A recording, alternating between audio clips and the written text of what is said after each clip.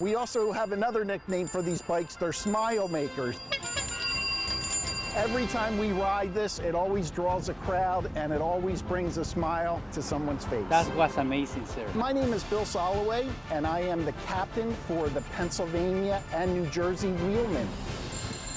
And the Wheelmen is an international organization that started right here in the Philadelphia area over 50 years ago. You don't have to be a rider to be a part of this group. You just have to love the antique bicycle.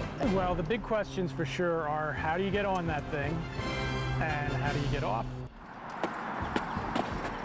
Incredible. I can't believe it. They're fun when you stay on it. The high wheel was developed in England in 1871. Nothing is new. Nothing is new. I like dressing up and riding a bike.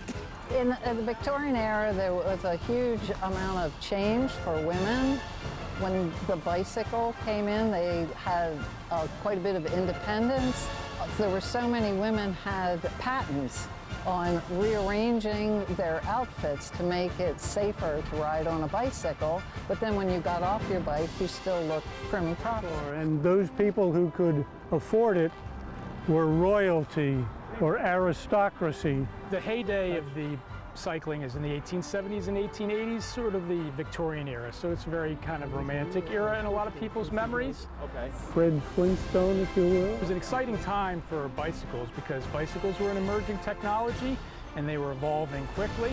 So there's just a lot of rapid change. The high wheeler was really around for a couple decades, was its peak, and then it rapidly transformed into what we think of as modern bikes. The modern safety bike wasn't that far behind this, even though this seems so dramatically different from what we do today.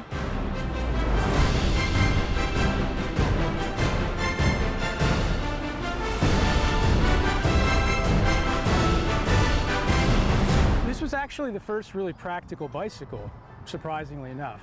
The main issue is that it's, you know, with 20/20 hindsight, it seems obvious to use a chain, but at the time, chains were around, but they were big, heavy industrial things, and nobody had really made the connection to think about using the mechanical advantage of a chain to drive a bicycle wheel.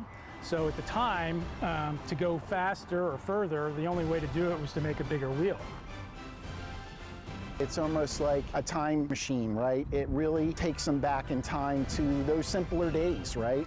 Where the bike was the main transportation. It's just really neat to keep that heritage alive, to keep this living museum going. Really, we enjoy sharing the knowledge and just the different bikes that, you know, have evolved over the years. It's always important to know where you came from and understand periods of change so we know where we are today.